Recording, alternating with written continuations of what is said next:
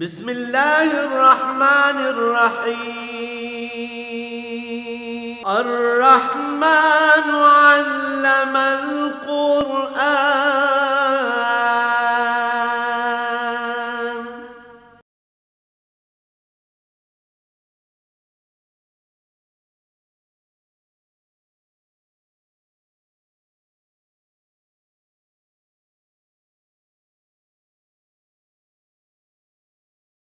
الحمد لله رب العالمين والصلاة والسلام على حبيبه محمد وآله وصحبه أجمعين. أعوذ بالله من الشيطان الرجيم. بسم الله الرحمن الرحيم. قل أغير الله أتخذ وليا فاطر السماوات والأرض وهو يطعم ولا يطعم قل إني أمرت أن أكون أول من أسلم ولا تكونن من المشركين. قل إني أخاف إن عصيت ربي عذاب يوم عظيم من يصرف عنه يومئذ فقد رحمه وذلك الفوز المبين. وإن يمسسك الله بضر فلا كاشف له إلا هو وإن يمسسك بخير فهو على كل شيء قدير وهو القاهر فوق عباده وهو الحكيم الخبير.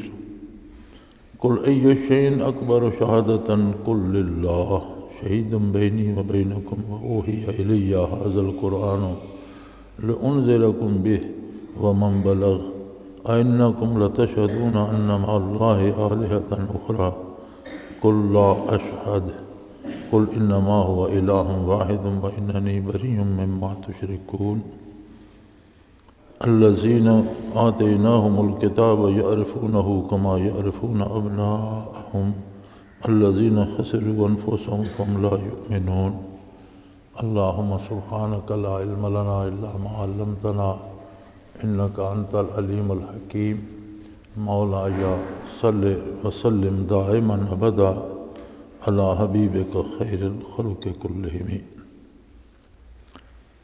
با محاورہ اور سادہ سا ترجمہ اس کا یہ ہے ان آیات مبارکہ کا کہ آپ فرما دیجئے کہ میں کیا اللہ کے سوا کسی کو اپنا معاون و مددگار سمجھ لوں، حالانکہ اللہ کریم آسمانوں اور زمین کو بنانے والا ہے اور وہ ایک ایسی ہستی ہے جو کسی حال میں کسی کا محتاج نہیں، اسے کھلایا نہیں جاتا، یعنی وہ محتاج نہیں، اور سب کو وہ کھلاتا ہے، یعنی ساری مخلوق اس کی محتاج ہے.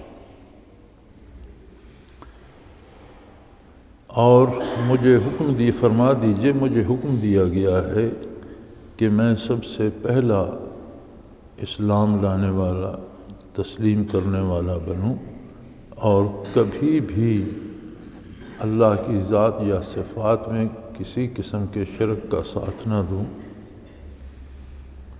اور فرما دیجئے کہ مجھے اس بات کا خدشہ ہے کہ اگر میں نافرمانی کروں تو قیامت کا عذاب بہت بڑا ہے، مجھے بھی اس سے ڈر لگتا ہے. اور جس پر جو قیامت کے عذاب سے بچ گیا اور اللہ کی رحمت ہو گئی، یہ بہت بڑی کامیابی ہے. اور اگر کسی کو اللہ کریم مصیبت میں یا تکلیف میں ڈال دیں تو کوئی ایسی ہستی نہیں ہے جو اس تکلیف اور دکھ کو دور کر سکے سوائے خود اللہ کے. اور اگر کسی پر مہربانی فرما دیں اور اسے نفع پہنچائیں تو وہ ہر چیز پہ قادر ہے اور وہ غالب ہے اپنے بندوں پر اور وہ دانا تر ہے اور ہر بات سے باخبر ہے. اور اس بات پہ اگر تم کہو کہ کس چیز کی شہادت ہے یا کون گواہ ہے یا کس کی گواہی ہے، تو سب سے بڑی گواہی خود اللہ کریم کی ہے. اور وہ انہیں فرما دیجئے کہ تمہارے اور میرے درمیان اللہ ہی گواہ ہے جس نے یہ قرآن مجھ پر نازل فرمایا ہے کہ میں تمہیں بر وقت آئندہ کے خطرات سے اطلاع پہنچا دوں، اور جہاں تک اور جب تک قرآن پہنچے گا میری بات اور اللہ کی بات پہنچتی رہے گی۔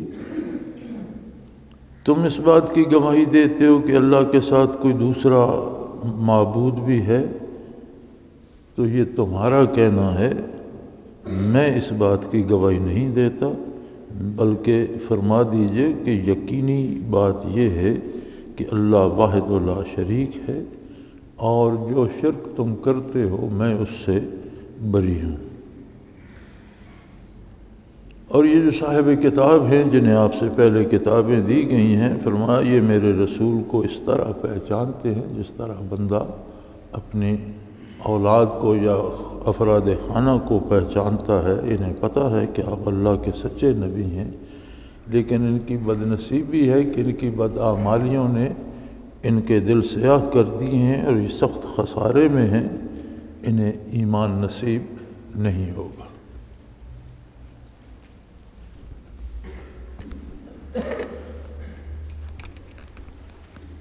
فرمایا ان سے کہہ دیجئے کہ تمہارا خیال یہ ہے، چونکہ مکہ مکرمہ میں اور عرب شریف میں بے شمار مذاہب تھے، کم و بیش دنیا میں جتنے مذاہب باطلہ تھے ان کا اثر وہاں بھی تھا، چونکہ یہ دنیا گرد لوگ تھے، ہر جگہ تجارتی سفروں میں آتے جاتے، کوئی کہیں سے کوئی نظریہ لے آتا، کوئی کہیں سے لے آتا، تو بے شمار طرح کے لوگ تھے، آگ کو پوجنے والے تھے، بتوں کے پجاری تھے، ستاروں کے، سورج کے، جنوں کے پجاری، جادوگروں کی پوجا کرنے والے، بے شمار طرح کے لوگ تھے، یہود نصارہ تھے۔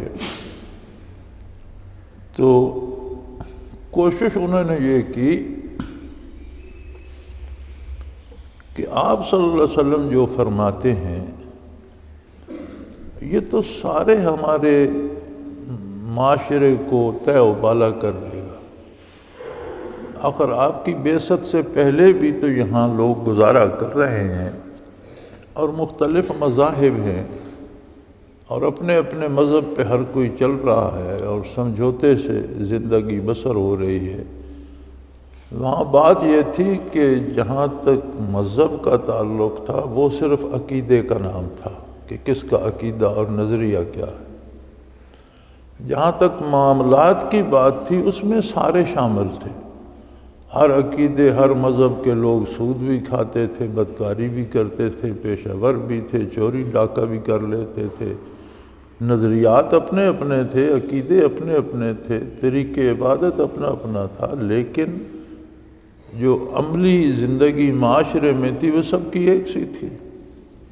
یہی خواہش اہل مکہ نے نبی اکرم صلی اللہ علیہ وآلہ وسلم سے بھی کی کہ آپ ایک اور عقیدہ ارشاد فرما رہے ہیں، تو آپ اپنے عقیدے پہ رہیے، جو آپ کی بات مانتا ہے وہ آپ کا عقیدہ لے لے، لیکن یہ ہمارا جو نظام یا سسٹم ہے جس میں ہمارا معاشرہ بسر کر رہا ہے، آپ اسے مت چھیڑیں، جیسا چل رہا ہے یہ چلتا رہے۔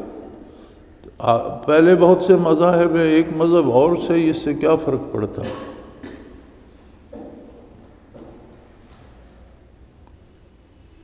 اور اس میں آپ کے لیے بھی آسانی ہوگی، جب آپ ہمارے اس نظام کو نہیں چھیڑیں گے، ہمارے طریقہ کار کو نہیں چھیڑیں گے، تو ہم آپ کو نہیں چھیڑیں گے، آپ کو بھی کوئی پریشانی نہیں آئے گی۔ تو اللہ کریم نے ارشاد فرمایا کہ میرے حبیب ان سے کہہ دیجئے کہ میری ساری امیدیں، ساری توقعات، میری مشکلوں کا حل، میرا مددگار، میرا معاون صرف اللہ وحدہ لا شریک ہے۔ مجھے تمہارا تعاون اور تمہارے معاشرے کا تعاون اس شرط پر کہ میں تم پر بھروسہ کروں اور اللہ پر بھروسہ چھوڑ دوں، اس شرط پر منظور نہیں ہے۔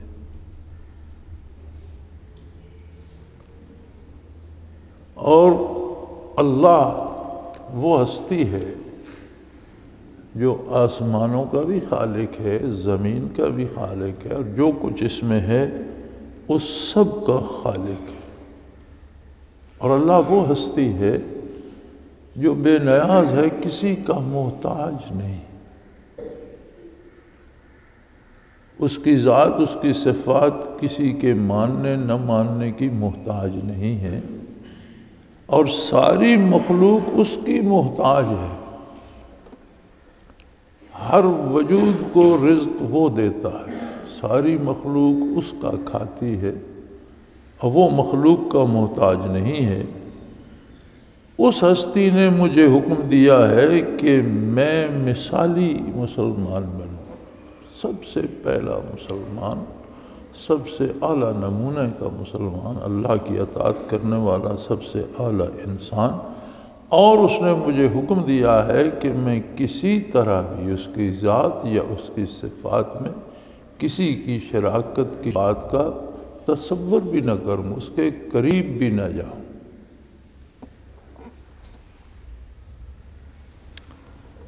ہمارا آج کا مسئلہ بھی یہی ہے۔ ہم اسلام کا دعویٰ بھی کر لیتے ہیں، اللہ قبول فرمائے، نماز روزہ بھی کر لیتے ہیں، حج عمرہ بھی کرتے ہیں، خیرات صدقات بھی دیتے ہیں، لیکن جب بات عملی زندگی کی آتی ہے تو پھر ہر کوئی یہ چاہتا ہے کہ میں اپنے کردار میں اپنی مرضی کروں۔ لین دین کے معاملے میں، کمانے کھانے کے معاملے میں، کاروبار کے معاملے میں کوئی پرواہ نہیں کرتا دین کی۔ اور بڑی عجیب بات یہ ہے کہ ہم خود اپنی ذات میں تو اللہ کے احکام کی پرواہ بھی نہیں کرتے۔ کمزور سے کمزور آدمی احکام شریعت کو پامال کرتے ہوئے ذرا بھی نہیں گھبراتا، لیکن ہم چاہتے یہ ہیں کہ جو ہمارے ساتھ معاملہ ہو وہ عین اسلام کے مطابق ہو، اور ہمارے جو حقوق ہیں وہ ہمیں ملیں۔ یہ حقوق و فرائض کا معاملہ بھی بڑا عجیب ہے۔ انسانی معاشرے میں ہر بندے کے حقوق ہیں، لیکن ہر بندے کا حق کسی دوسرے کا فرض بنتا ہے۔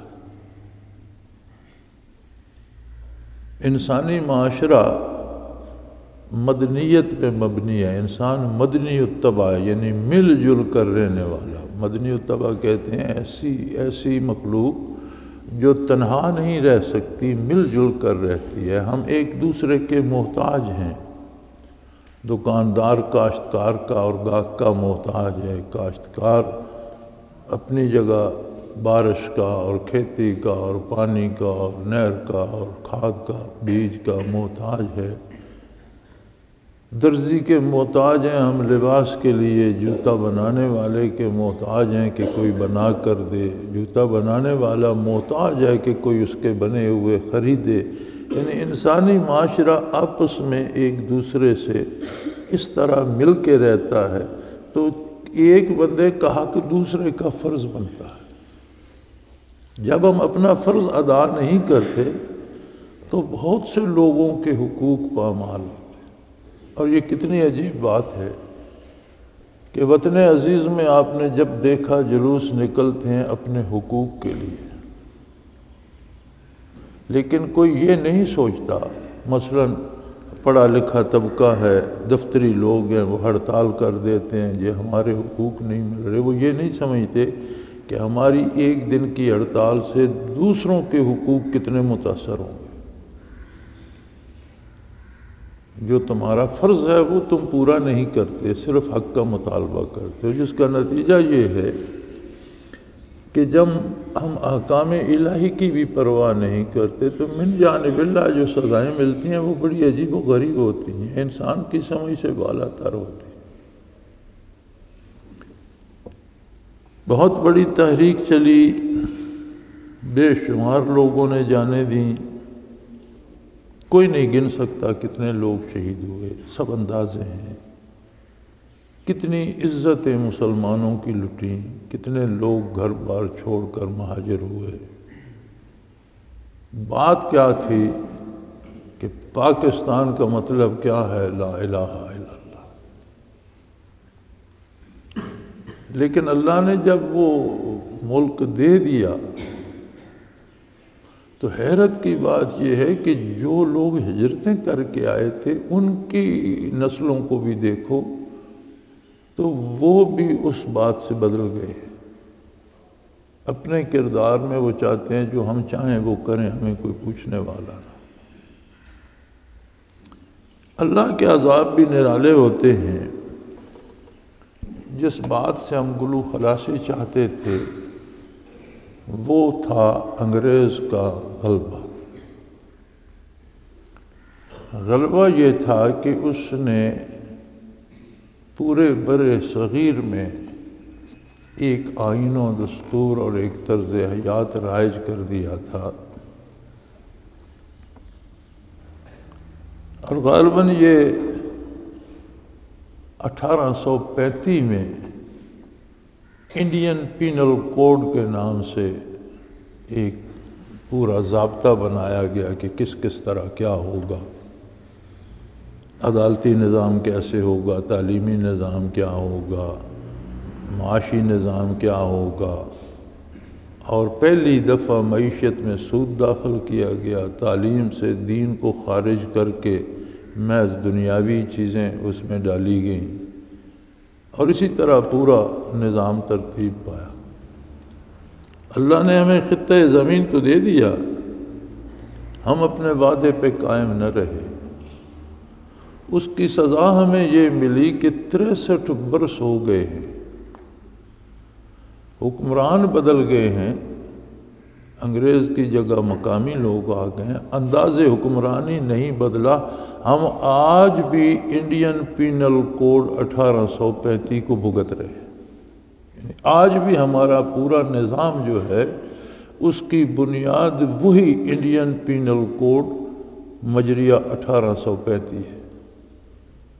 کیسی عجیب بات ہے کہ نیا ملک بن گیا، نئی ریاست بن گئی، مسلمانوں کی ریاست بن گئی، مسلمانوں نے اپنے وعدے وفا نہ کیے تو اللہ کریم نے وہی سزا جاری رکھی کہ جو ضابطہ انگریز نے بنایا تھا اس کی خصوصیت یہ تھی کہ انگریز حاکم تھا، وہ مالک تھا سارے کا، ہم سارے غلام تھے۔ ہم دن بھر جتنی محنت کرتے اس کا فائدہ تاج برطانیہ کو جاتا تھا، اور ہم ہمیشہ بھوکے پیٹ سوتے اور ننگے بدن رہتے تھے۔ آج بھی وہی انڈین پینل کوڈ ہے، اور جو لوگ ایوان سلطنت میں اور حکومت کی راہداریوں میں اور شاہی محلات میں پہنچ جاتے ہیں وہ انگریز کی جگہ پورا ملک کا حاصل لیتے ہیں اور عیش کرتے ہیں، اور پورا ملک دن بدن مفلسی، غربت، لاچاری اور مجبوری میں دھنستا چلا جا رہا ہے۔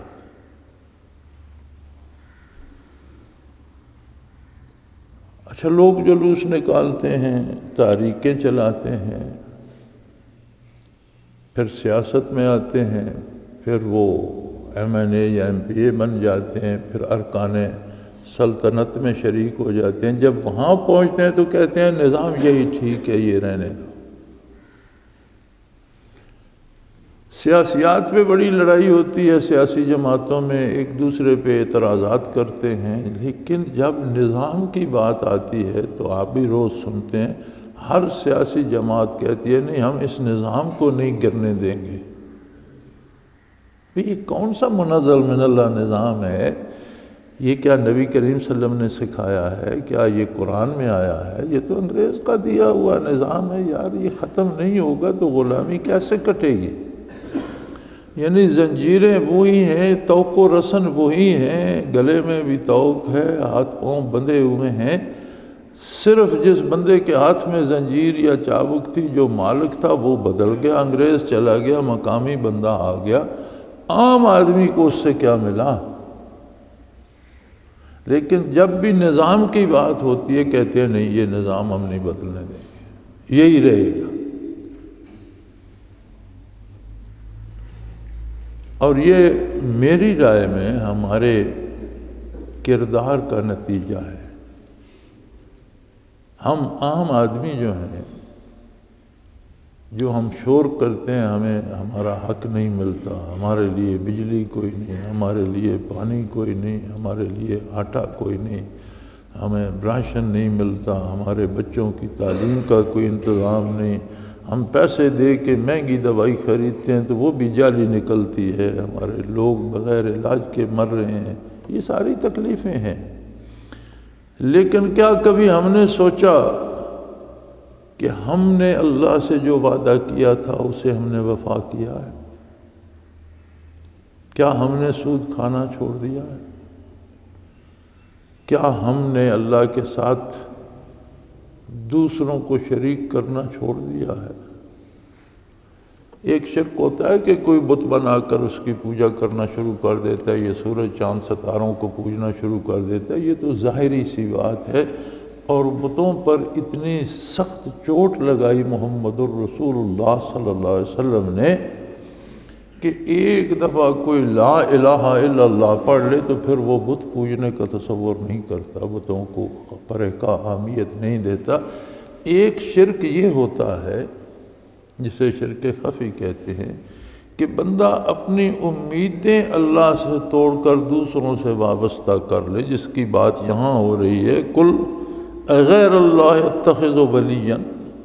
تم یہ سمجھتے ہو کہ میں اپنی امیدیں اللہ کے سوا کسی اور سے وابستہ کر لوں، تمہارے ساتھ سمجھوتے کر لوں اور تمہارے معاشرے سے امید وابستہ کر لوں کہ تم میری مدد کرو گے؟ میری مدد اللہ کرے گا جس نے مجھے اللہ کا رسول مبعوث کیا ہے، وہ اللہ جو آسمانوں اور زمینوں کا بنانے والا بھی ہے، اور وہ اللہ جو ساری کائنات کے ہر ذرے کو قائم رکھنے والا ہے، اور وہ اللہ جو اپنی ذات میں کسی کا محتاج نہیں۔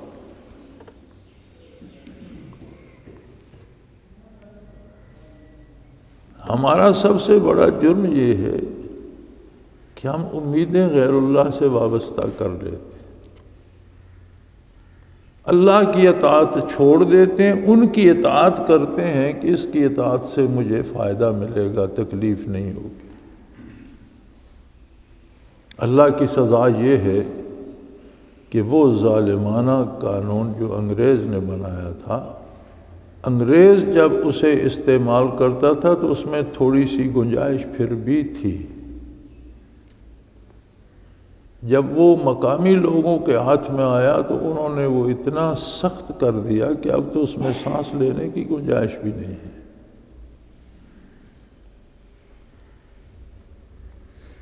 تو فرمایا آپ اعلان کر دیجئے، اور آپ صلی اللہ علیہ وسلم کا اعلان قیامت تک ہر فرد کے لیے موجود ہے کہ مجھے تو یہ حکم دیا گیا ہے، میرے اللہ نے مجھے یہ فرما دیا ان اکون اول من اسلم، کہ میں تو مثالی مسلمان، سب سے اچھا، سب سے اعلیٰ اللہ کی بات سننے اور ماننے والا بنوں۔ ولا تکونن من المشرکین، اور کبھی اس کی ذات یا اس کی صفات میں کسی کو شریک کرنے کا سوچوں بھی نہیں۔ مولانا احمد علی لاہوری رحمۃ اللہ تعالیٰ علیہ کا ماہنامہ آتا تھا اور ہم پڑھا کرتے تھے، تو ان کے جمعے کے خطابات بھی اور وہ چیزیں آتی تھیں اس میں۔ تو ایک خطاب میں فرماتے ہیں کہ ایک شخص دکان پہ بیٹھا ہے، گاہکوں کا رش ہے، لوگ آ رہے ہیں، اذان ہو جاتی ہے۔ اب وہ اس لیے مسجد نہیں جاتا یا عبادت کے لیے نہیں اٹھتا کہ اٹھ جاؤں گا تو یہ گاہک چلے جائیں گے تو پھر روزی کہاں سے آئے گی، تاخیر کر دیتا ہے یا دیر کر دیتا ہے یا چھوڑ دیتا ہے، اس کی نماز چلی جاتی ہے اور وہ اس کام میں لگا رہتا ہے۔ تو فرماتے تھے کہ اس بندے نے اللہ کو رب نہیں سمجھا، اس نے اس دکان کو رب سمجھا ہوا ہے۔ حالانکہ وہ بندہ بھی کلمہ بھی پڑھتا ہے، مسلمان ہے، لیکن انہوں نے فرمایا کہ اگر اللہ کو رب سمجھتا تو جب اللہ کی طرف سے بلاوا آیا بند کر دیتا، اللہ کی عبادت کرتا، فرائض ادا کرتا، واپس آ جاتا۔ جو قسمت میں وہ تو مل جائے گا، اللہ نے دینا ہے۔ شاید اس سے زیادہ کہا جاتے، زیادہ فروخت ہو جاتی چیزیں، زیادہ کاروبار ہو جاتا ہے، لیکن اس نے اللہ کو رب نہیں سمجھا، اس نے اس دکان کو رب سمجھا۔ اگر اس طرح کی مثال اپنے سامنے رکھ کے ہم دیکھیں تو ہم بڑی چھوٹی چھوٹی باتوں میں غیر اللہ کے سہارے ڈھونڈتے ہیں اور اللہ کریم کو بھول جاتے ہیں، اور جہاں بھی نفع کی امید یا نقصان کے ڈر سے اللہ کو چھوڑ کر کسی دوسرے کی بات مانی جائے گی، یہ شرک ہوگا۔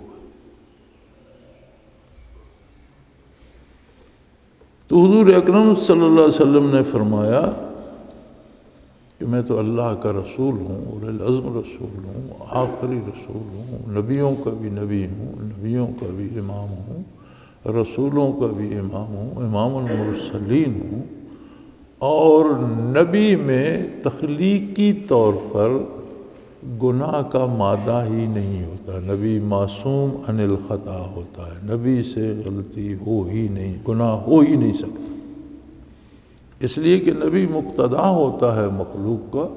اگر نبی غلطی کرے گا تو پھر ساری امت اس غلطی کو عبادت سمجھ کے کرتی رہے گی، نبی معصوم عن الخطا ہوتا ہے۔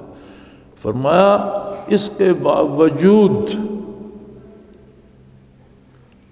اگر اللہ کا نبی بھی خدا نخواستہ خطا کرے تو اللہ کے سامنے پیشی سے اسے بھی ڈر لگتا ہے۔ ناممکن ہے کہ نبی خطا کرے، مراد یہ ہے کہ کوئی بھی شخص جو گناہ کرنے میں دلیر ہے اسے یہ نہ بھولنا چاہیے کہ اس کی جواب دہی بھی ہونی ہے، اور اللہ کے روبرو میں نے جواب دینا ہے، اور مجھ سے پوچھا جائے گا کہ تو نے میری نافرمانی کیوں کی؟ کیونکہ بندے کے پاس نافرمانی کی گنجائش نہیں ہے، اس کا نہ وجود اپنا ہے نہ روح اپنی ہے، اس کے سارے اوصاف اور حواس خمسہ اللہ کے دیے ہوئے ہیں، اس کا نظام ہضم، نظام حیات، دل کی دھڑکن، دماغ کا فنکشن یا سارے اعضاء و جوارح کا فنکشن اللہ کریم چلا رہا ہے تو چل رہا ہے۔ اسے روزی وہ دیتا ہے، اسے ہوا میں سانس لینے کی توفیق وہ دیتا ہے، اسے ہر چیز وہ دے رہا ہے، اس کے پاس کوئی جواز نہیں ہے کہ اس کی نافرمانی کرے۔ اور نبی کریم صلی اللہ تعالی علیہ وسلم کے ارشادات میں ایک حدیث کا مفہوم یہ ہے کہ اللہ کریم گناہگاروں کو بھی جن کا ایمان سلامت ہوگا بخشیں گے، اپنی رحمت سے بخشیں گے، اپنی بخش، اس کا کرم بھی بہت وسیع ہے، توبہ کر لیں گے بخشے جائیں گے، زندگی میں توبہ کر کے دنیا سے جائیں گے اللہ معاف کر دے گا۔ لیکن اگر کسی پر سوال ہو گیا عرصہ معاشر میں یا حشر کے دن، اللہ کریم کی طرف سے کسی پر یہ سوال ہو گیا کہ تو نے یہ جرم کیوں کیا، تو حضور فرماتے ہیں وہ اس کی پاداش میں جہنم جائے گا، چونکہ بندے کے پاس اللہ کی نافرمانی کا کوئی جواز نہیں۔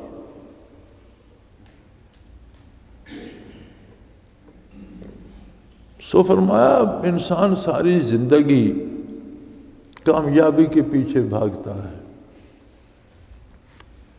انسان ساری زندگی، ہر بندہ صرف کامیابی چاہتا ہے، اور یہ ضروری نہیں کہ بڑے لوگ، عام آدمی سے لے کر بڑے آدمی تک ہر آدمی کا ایک ٹارگٹ ہے، ہر آدمی کچھ کرنا چاہتا ہے اور اس میں کامیاب ہونا چاہتا ہے۔ فرمایا کامیابی یہ ہے میں یصرف عنہ یومئذ فقد رحمہ، قیامت کے دن اللہ کریم نے جس سے صرف نظر فرما لیا، درگزر فرما دیا، جس کی خطائیں معاف کر دیں، جس کی جواب طلبی نہ فرمائی اور اس پر رحم کر دیا، ذالک هو الفوز المبین، وہ بندہ جیت گیا، یہ بہت بڑی کامیابی۔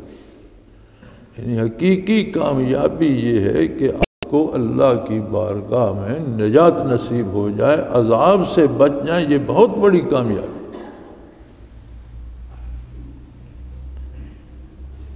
اور اس کامیابی کو پانے کا طریقہ یہی ہے کہ یہ دنیا جو ہے یہ ایک بازار ہے۔ ہر آدمی کے پاس زندگی کے جو لمحات ہیں یہ سرمایہ ہے۔ جس طرح بازار میں ہم سرمایہ دے کر چیزیں خریدتے ہیں، اسی طرح زندگی کے لمحات صرف کر کے ہم اس دنیا سے حاصل کر رہے ہیں۔ اگر کوئی گناہ کرتا ہے تو وہ بھی خرید رہا ہے، اپنا وقت لگا رہا ہے، اپنی طاقت لگا رہا ہے، اپنی وسائل صرف کر رہا ہے، اپنی ایفرٹ لگا رہا ہے۔ کوئی نیکی کرتا ہے تو وہ بھی چیزیں خرید رہا ہے، اپنی زندگی کے لمحات بھی صرف کر رہا ہے، اپنی کوشش بھی صرف کر رہا ہے۔ یہ جتنی خرید ہو رہی ہے یہ ساتھ لے کے ہم جائیں گے، یہ آخرت کے لیے ہے۔ اگر کوئی جھوٹ بولتا ہے تو اس کے ساتھ جھوٹ جائے گا، اگر کوئی سچ بولتا ہے تو اس کے ساتھ سچ جائے گا۔ اگر کوئی دھوکہ کرتا ہے تو وہ جرم اس پر سوار ہوگا، اگر کوئی دیانتداری سے کام کرتا ہے تو وہ دیانت و امانت اس کے ساتھ ہوگی۔ تو یہ زندگی کے امور جو ہیں یہ بیکار اور غیر ضروری نہیں ہیں، بلکہ ہر کام میں ہم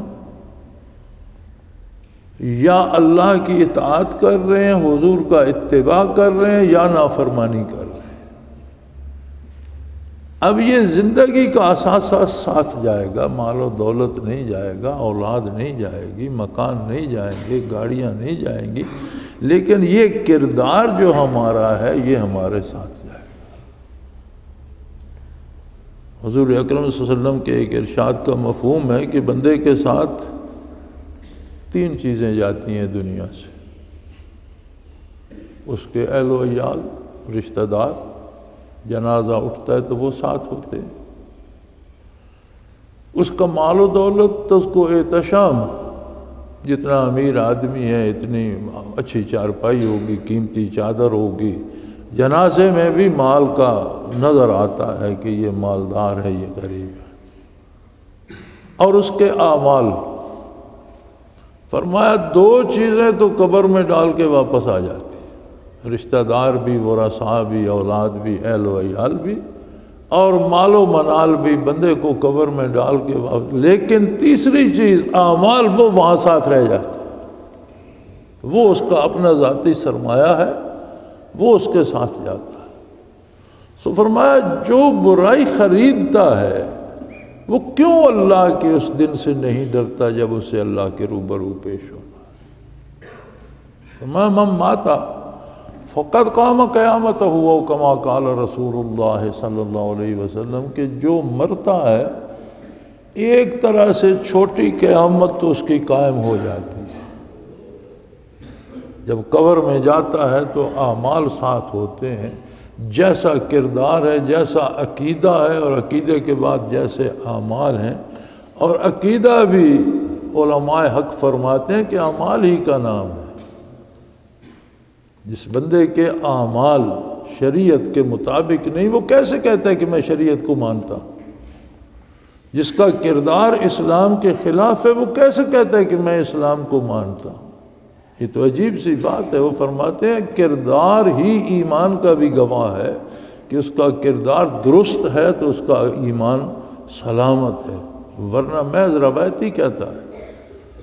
تو فرمایا کامیابی کے لیے زندگیاں صرف کر دیتے ہو، ساری عمر بھاگتے ہو، کامیابی غیر اللہ کی محتاجی میں نہیں ہے، اللہ کے ساتھ کسی کو شریک کرنے میں نہیں ہے، اللہ کی نافرمانی میں نہیں ہے، بلکہ کامیابی یہ ہے کہ میدان جب حساب کتاب کا لگے گا تو اللہ تم پر رحم فرما دے اور تمہیں معاف کر دے۔ یہ بہت بڑی کامیابی۔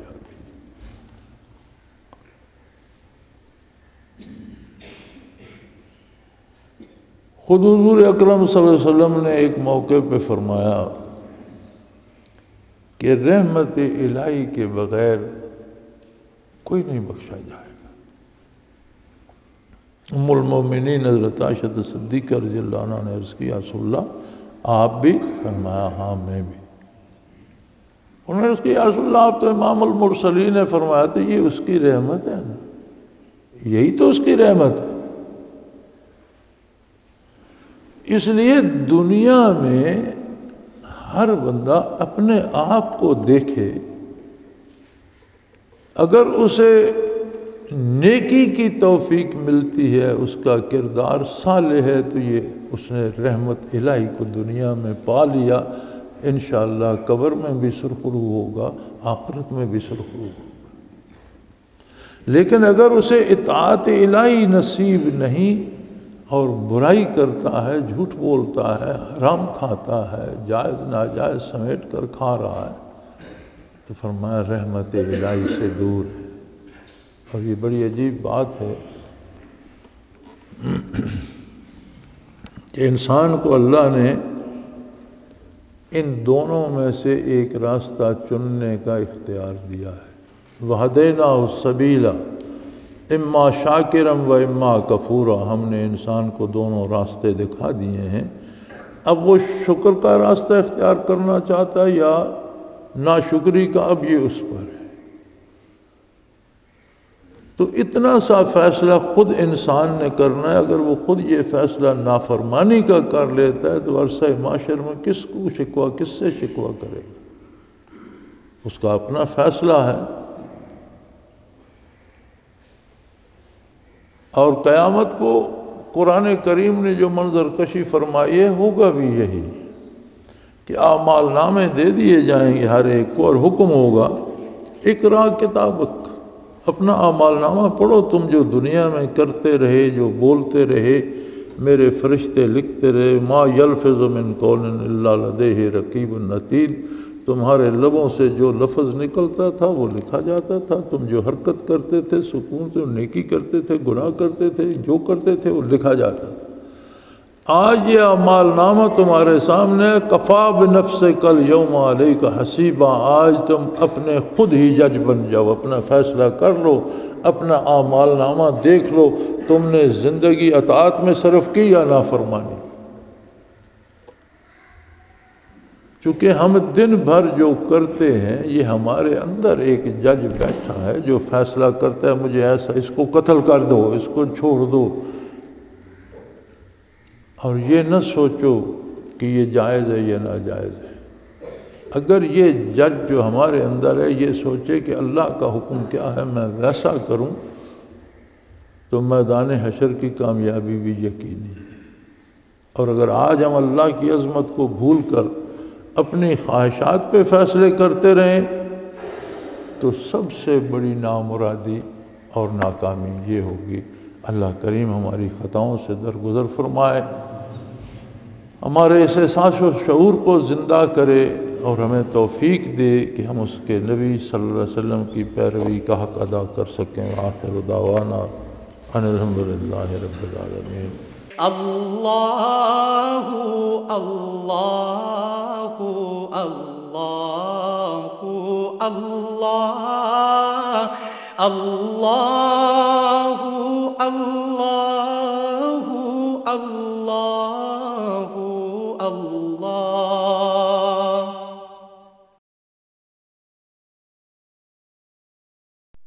حضرت امیر محمد اکرم آوان مد ظلہ العالی دارالعرفان منارہ ضلع چکوال میں سالہ سال سے قرآن و حدیث کے اوپر خطابات کر رہے ہیں اور سلسلہ نقشبندیہ اویسیہ کے مطابق لوگوں کو ذکر الہی کی تربیت دے رہے ہیں۔